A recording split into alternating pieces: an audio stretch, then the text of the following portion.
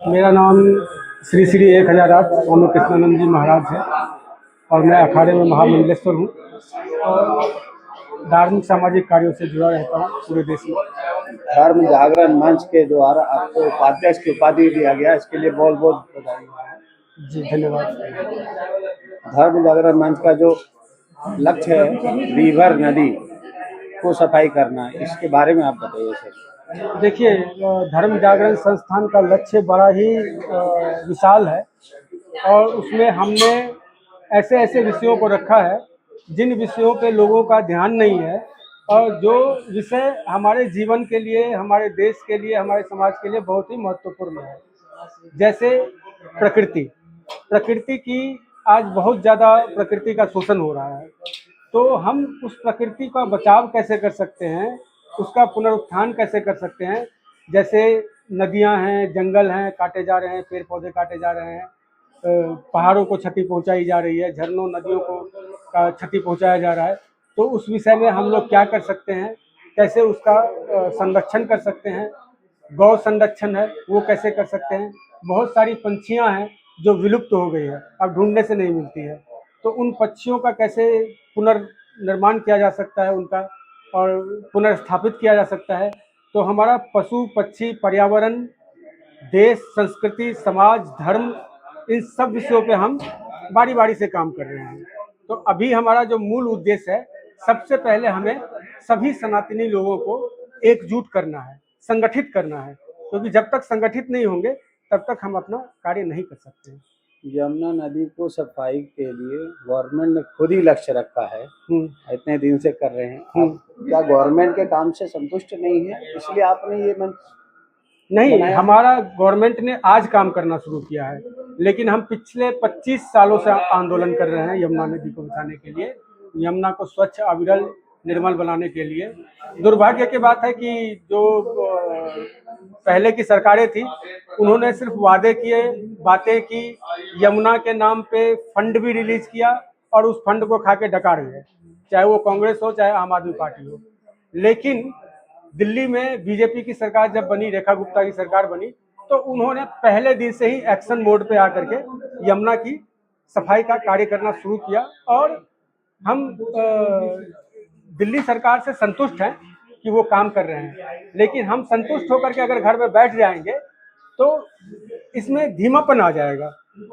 जब तक प्रेशर नहीं रहेगा, संगठन का और जनता का प्रेशर नहीं रहेगा, तब तक कार्यों में हम चाहते हैं कि कार्य तेजी से प्रारंभ हो। और बहुत सारे मुद्दे ऐसे हैं जो सरकार के संज्ञान में भी नहीं है, उसकी तरफ हम ध्यान केंद्रित करना चाहते हैं सरकार का, कि यमुना का जब तक, सबसे पहले तो उसमें गंदगी आना बंद करो, नहीं तो आप सफाई करते जाओगे गंदगी आती जाएगी, सफाई करते जाओगे गंदगी आती जाएगी, तो ये तो टाइम टेकन कब जिंदगी भर ये चलता रहेगा। तो सबसे पहले हमें ये करना है कि जो यमुना पे अवैध अतिक्रमण है उस अतिक्रमण को हटाना है। लोग बाग जो कूड़ा कचरा उसके अंदर में फेंकते हैं उनके ऊपर में दंडात्मक कार्रवाई की जानी चाहिए।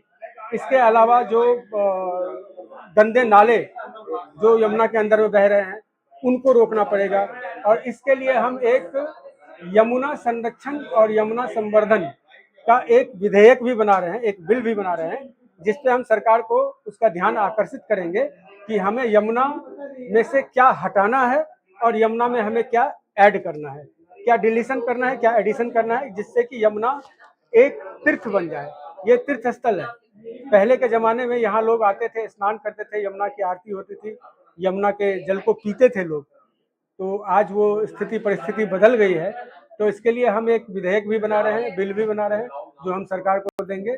और हमारा लड़ाई तब तक जारी रहेगा जब तक पूर्ण रूप से यमुना अविरल, निर्मल और स्वच्छ नहीं हो जाती, यमुना में अच्छी तरीके से घाटों का निर्माण नहीं हो जाता, यमुना माता की विशालकाय मूर्ति का निर्माण नहीं हो जाता और यमुना पूरी तरीके से स्वच्छ, सुंदर और शुद्ध हो जाए, चलती रहेगी। अपना काम करना है वो सरकार करते रहे। हिंदू राष्ट्र जो बनाने की आप बात कर रहे हैं, वहाँ पे मुस्लिम और दलितों का क्या स्थान है? सबका स्थान है उसमें। हिंदू राष्ट्र का मतलब क्या है कि हम हिंदू राष्ट्र की विचारधारा, सनातन की विचारधारा लाना चाहते हैं। आज मोदी जी या हिंदू विचारधारा से ही है, हिंदू राष्ट्र से ही घोषणा में और इस सब चीजों में आए मोदी जी और योगी जी, तो क्या हो गया कि मतलब देश में मुसलमानों का पलायन हो गया, मुसलमानों को भगा दिया गया या मुसलमानों के साथ अत्याचार हो गया। आप रिकॉर्ड उल्टा करके देख लो तो उत्तर प्रदेश में सबसे ज्यादा योजनाओं का लाभ जो है वो मुसलमानों को मिला है। सबसे ज्यादा जो आवास योजना में घर जो है वो मुसलमानों को मिला है, राशन मुसलमानों को मिला है।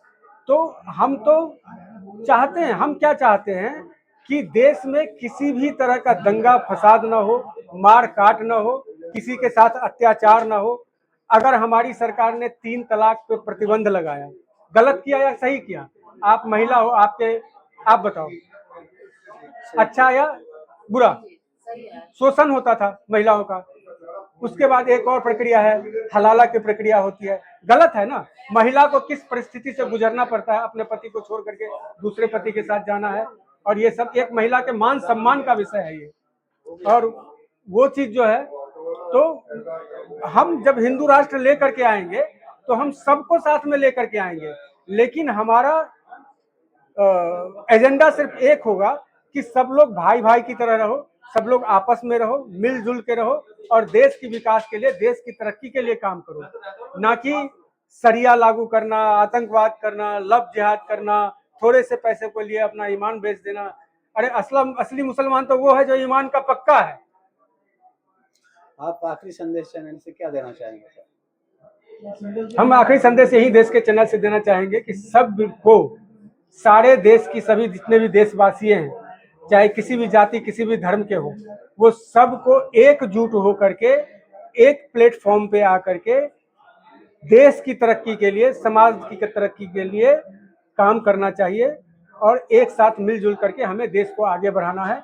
हमारा देश विश्व का सबसे पुराना प्राचीन देश है और सबसे ज्यादा सुरक्षित देश है। आज देखो पूरे देश में हर जगह कहीं बमबारी हो रही है, कहीं कुछ हो रहा है, लेकिन देश आज हमारा सुरक्षित है ना, हम आराम से बैठे हुए हैं ना। तो हमारा देश पहले से ही बहुत अच्छा है और सबको मिलजुल करके एक साथ होकर के हमें इसे और अच्छा बनाना है। Thank you.